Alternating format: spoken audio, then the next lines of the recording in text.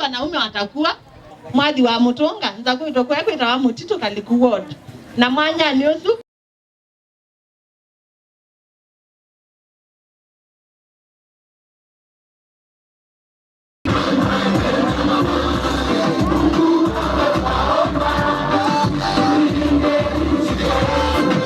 warembo hai mko wasupu sana. Maneno yote mumeambiwa hapa tuiweke kwa maanani sana. Inua mkono wako ambao umevalia the wristband. Irene over these equipments for purpose of corona. Our 2010 constitution provided for the position of women rep. And one of the major work for a women rep was affirmative action.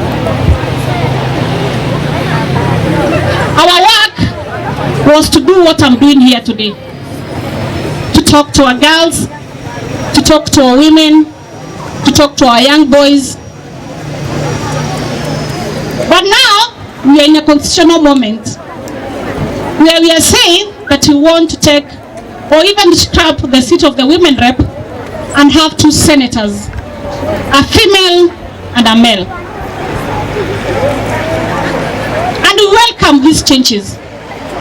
And in fact, as a women of this country, we are ready to support this process of having a new constitution. But what we are saying is that as you go to the Senate, we had the National Government Affirmative Fund, National Government Affirmative Fund, GAF, which we did a lot of work. It is through that fund I'm able to have these girls here today. It's through that fund that I'm able to have these girls today, to mentor them, to talk to them, and they're able to have a role model to look up to. So we are talking, we beseech our leaders, even as we engage in conversations, this proposed, or this BBI is not cast on a stone.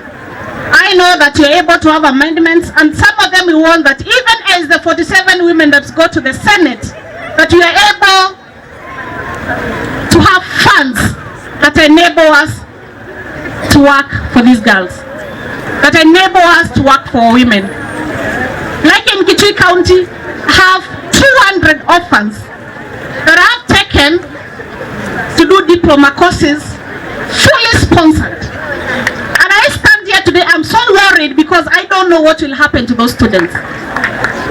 Because they depend on me that I educate them. So even as we go to the Senate, we want to be empowered. We want the Senate to be strengthened so that we don't lose the gains of the Constitution of 2010.